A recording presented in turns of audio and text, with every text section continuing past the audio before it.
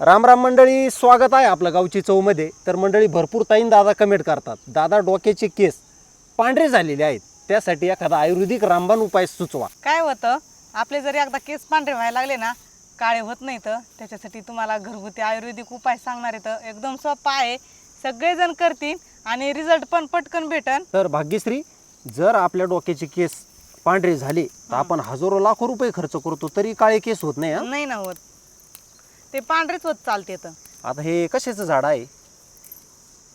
हा आहे कढीपत्ता.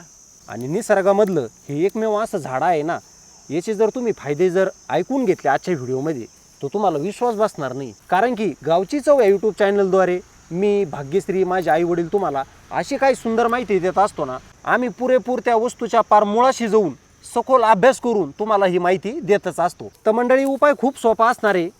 जेव्हा आपल्या डोक्याचे केस काळे असतात ना, तेव्हाच हा आपल्याला उपयोग करायचा आहे. तर मंडळी, उपाय पाहिला, जर तुमच्या डोक्याचे केस काळे असतील आणि ते केस पांढरे होऊन द्यायचे नसतील तर तुम्हाला दररोज सकाळी उठल्याच्या नंतर हे 3 पानं घ्यायचे आहेत, स्वच्छ धुवायचे आहेत आणि सकाळी सकाळी अनुशापोटी आपल्याला 3 कढीपत्त्याचे पानं चावून खायचे आहेत.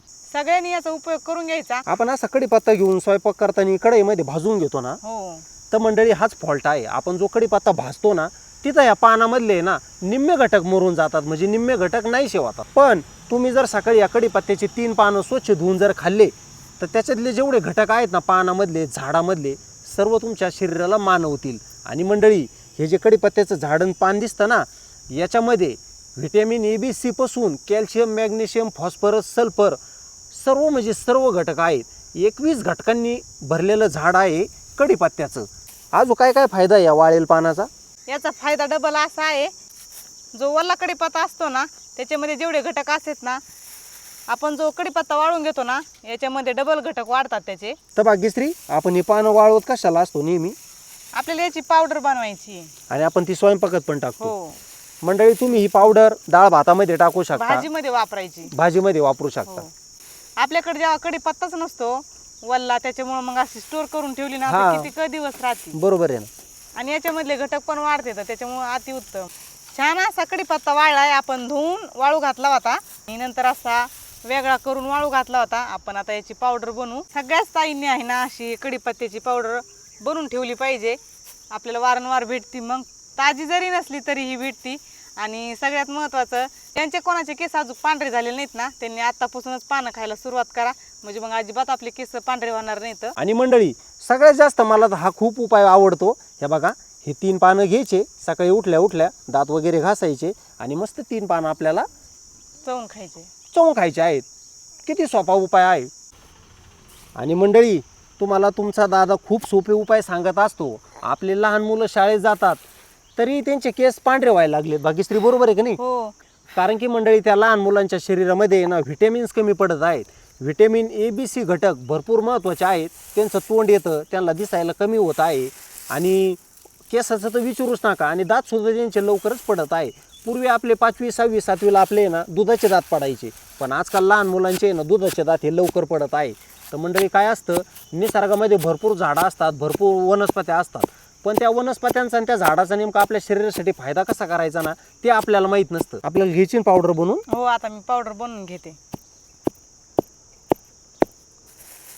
चांगला कडकडीत वाळून घ्यायचा पाला. हो,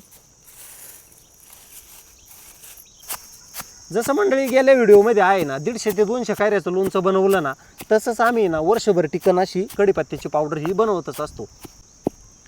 म्हणजे आपल्याला ताजा ताजा कढीपत्ता तर भेटतोच रोज. हो. पण कधी आपल्याला एखादी वेळेस गरज पडती ना, हो गरज पडती, नडीवडीला जर नसल, पाहुणे आले, पटकन- पोह्यात आपल्याला कढीपत्ता पाहिजेलच, फ्लेवर येतो त्याचा छान. फ्लेवर येतो. हो, आणि आपण जे जेवण करतो ना त्या जेवणामध्ये आपल्याला दरवेळेस कढीपत्ता वापरायचाच आहे. काय असतं मंडळी, काही काही वस्तूंचे नेमकं आपल्याला फायदे कसे करायचे आहेत ना, ते खूप गरजेचं असतं. मी असं तुम्हाला सांगू शकतो, सकाळी उठायचं, 1 चमचा आहे ना ह्या कढीपत्त्याची पावडर घ्यायची, एका ग्लासामध्ये टाकायची गार पाण्यामध्ये, आणि ती सकाळी सकाळी प्यायची. पण त्यापेक्षा तुम्ही अशी पावडर बनवून आहे ना, तुम्ही तुमच्या स्वयंपाकघरामध्ये वापरत जा, स्वयंपाकामध्ये टाकत जा. डाळ भात असू द्या, पोहे असू द्या, सर्व काही वस्तू असू द्या खाण्याच्या. पण तुम्हाला जर तुमचे केस पांढरे होऊन द्यायचे नसतील तर सकाळी सकाळी तुम्हाला उठल्या उठल्या ह्या कढीपत्त्याचे 2 पानं किंवा 3 पानं हे नित्यनियमाने खायचेच आहे. आता भरपूर ताई दादा कमेंट करतील की दादा हा उपाय नेमकं किती दिवस करायचा आहे. मंडळी काय असतं, निसर्गामध्ये झाडं असतात, संपूर्ण आयुष्यभर झाडं असतात आणि 12ही महिने कडीपत्ता येतच असतो, तो पण हिरवागार. तुम्ही हे पानं तुमच्या घरामध्ये आणून ठेवू शकता. फक्त हे पान आपल्याला फ्रीजमध्ये ठेवायचे नाही. हे जर पान तुम्ही फ्रीजमध्ये ठेवलं, याचे निम्मे गुणधर्म आहे ना नाहीसे होतात. त्याच्यामुळं काय करायचं, आज जर कडीपत्ता घेऊन आले तर एखाद्या आपण रुमालामध्ये गुंडळून ठेवू शकतो ना, हो 8-10 दिवस राहतो. फक्त रुमाल वल्ला करायचा. पातळ पाटीमध्ये तर मग तेच करायचं आहे. तुमच्या लहान बाळांना द्या, तुम्ही खा. आणि मंडळी केसासाठीच नाही बरं का, तुमच्या शरीरात किती जरी प्रॉब्लेम असतील ना, तुम्हाला थोडीशी उष्णता असू द्या, तोंड येण्याची समस्या असू द्या, किती अडचण असू द्या तुमच्या शरीरात, कसेही प्रॉब्लेम असू द्या, पचनक्रियेच्या असू द्या, लघवीतील जळजळ असू द्या, बरोबर का नाही, ते सर्व आजार हे कडीपत्त्याचे पानं दूर करणार आहेत. याची चटणी पण खूप छान लागते खायला. हो, कडीपत्त्याची चटणी तर खूपच छान लागते खाण्यासाठी. आपण बनवू एक दिवस हो. तुमच्यासोबत शेअर करू चटणी. आपण आपल्या प्रेक्षकांना खूप दाखवू छान नाही का, लागते खायला. हो बरोबर आहे ना. तर चला मंडळी, अशा पद्धतीने मी पावडर बनवून घेतली. हो बारीक पावडर केली नाही का? बारीक इतका सुगंध सुटलाय त्याचा, सुगंध किती येतोय हा हो. आपल्याला. भाग्यश्री, ही पावडर आता 70-75% बारीक झाली. आपण मिक्सर मध्ये जरी बारीक केली तरी खूप बारीक होती बरं का. तरी चालेल. पण काय असतं, आम्ही खलबत्त्यामध्ये इतका छान खलबत्ता आहे ना, लगेच बारीक होत्या. हो, वाळलेला आहे पाला, त्याच्यामुळे पटकन बारीक होत. हा, तर चला मंडळी, तुम्ही ही पावडर आहे ना मिक्सरमध्ये सुद्धा बारीक करू शकता. फक्त गिअर कमी ठेवा मिक्सरचा, आपली पावडर गरम होता कामा नाही, बरोबर ना. हो. तर मंडळी, तुम्ही ही पावडर आहे ना मिक्सरच्या भांड्यामध्ये सुद्धा बारीक करू शकता आणि आपल्या स्वयंपाकघरामध्ये वापरू शकता. तर मंडळी, आजच्या व्हिडिओमध्ये मी तुम्हाला कडीपत्त्याच्या झाडाचे आणि कडीपत्त्याच्या पानाचे फायदे सांगितलेले आहेत. तुम्हाला नक्की ते पटलेच असतील. आजचा व्हिडिओ तुम्ही जास्तीत जास्त शेअर करा. आपलं गावची चव यूट्यूब चॅनल नक्की सबस्क्राईब करा. आणि मंडळी, तुमच्या मनामध्ये जर काही प्रश्न असतील ते सुद्धा आम्हाला कमेंटद्वारे नक्की कळवत जा. तर चला मंडळी, अशाच नवीन एखाद्या व्हिडिओमध्ये भेटूया. तोपर्यंत मंडळी, धन्यवाद.